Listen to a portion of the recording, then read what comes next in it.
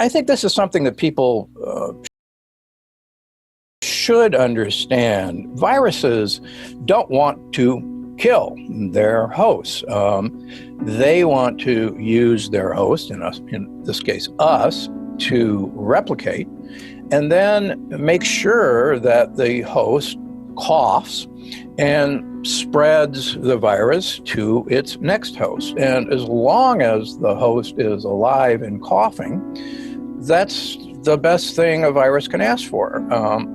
Simplistically, all of us here, living creatures, are basically here to make copies of ourselves, to reproduce. And as I talk about in the plant paradox, once you make copies, you're in a way, you've done your job, and you ought to get out of the way and don't let your kids and grandchildren take over. Part of the problem with this particular virus is it's a cousin of the common cold, and it's actually because it behaves like the common cold in terms of its infectivity that makes it so mischievous. By that I mean, for instance, a lot of discussion, particularly in the United States, was, well, in the United States, between 20,000 and 60,000 people a year die of the flu. And early on in this coronavirus crisis, people said, well, why are we getting so upset? Because we accept that 20 to 60,000 people every year are going to die of the flu, and we don't socially distance, we don't isolate, and why should we this time?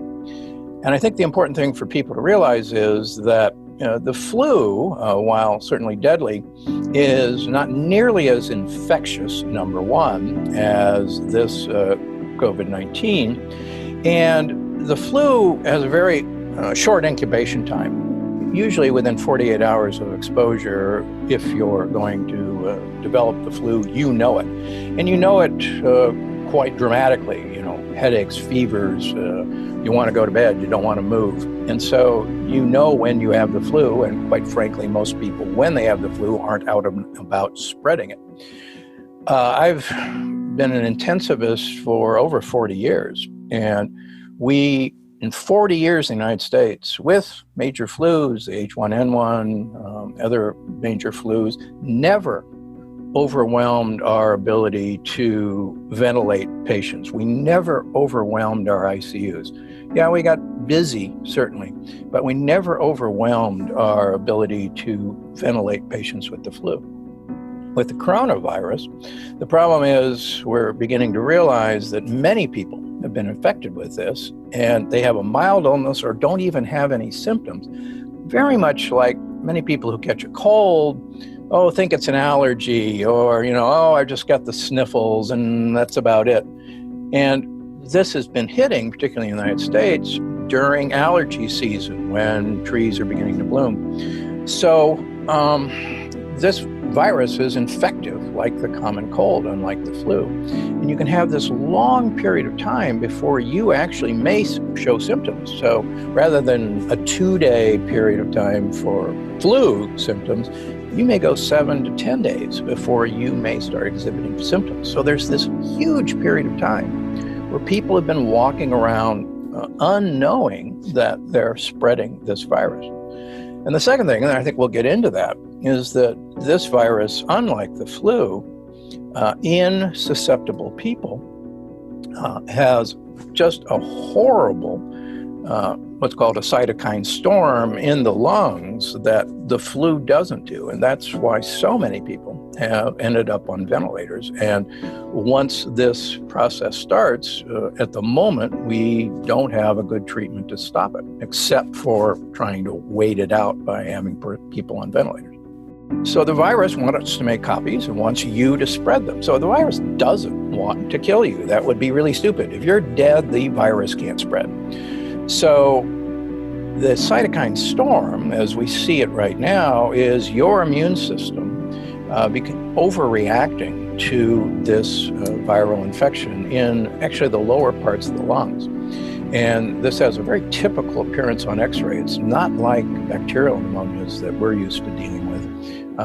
And it's this intense inflammatory reaction against the virus. And the whole idea of, clamping down on civil liberties goes actually against human nature.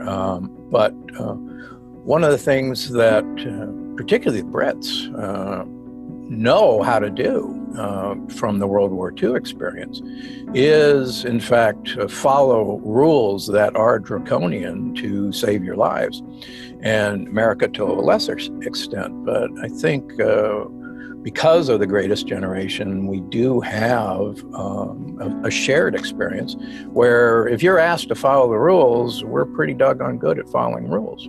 Okay, let's suppose we hit a peak and we start going down, and we do allow people to mingle. There is some suggestion, particularly out of Singapore, that we will see a new peak as people who were assumed to be uninfected anymore are still infected.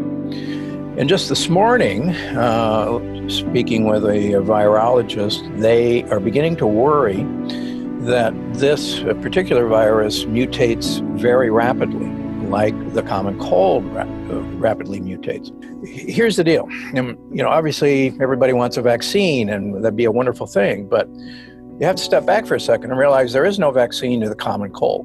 And we could build a vaccine to the common cold, but in 2 months that virus would mutate and we'd be at it again. We can build a vaccine to influenza, flu, but as all of us know, that virus mutates about once a year.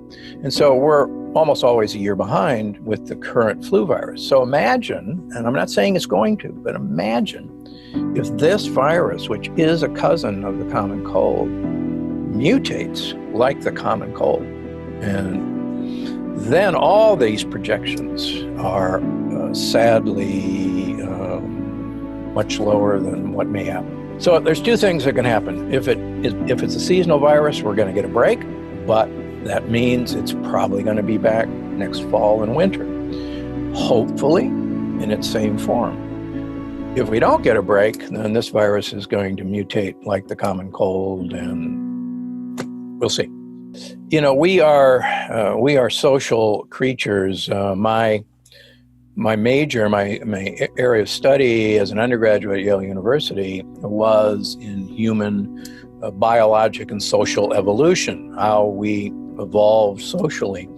And we are, like all other great apes, incredibly social beings, and incredibly important to have individual-to-individual contact. Now, we don't pick fleas off of each other much anymore, but the entire social grooming, the entire social networking is very, part of our biologic makeup. And there was no question in my studying of social grouping as we evolved that this was, a incredible driving force of what actually made humans rather than just great apes.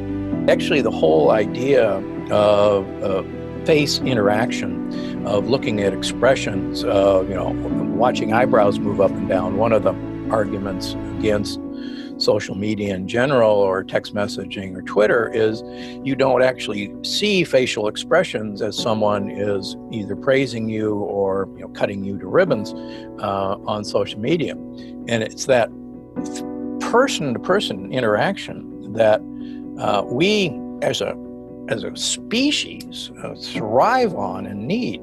And I think that's why you see this uptick in depression, in suicides, in alcohol consumption. When you got nothing better to do, that's one of the things we treat ourselves with. And I think not only is this social distancing, there's probably a breaking point where society, the economies will collapse unless we go back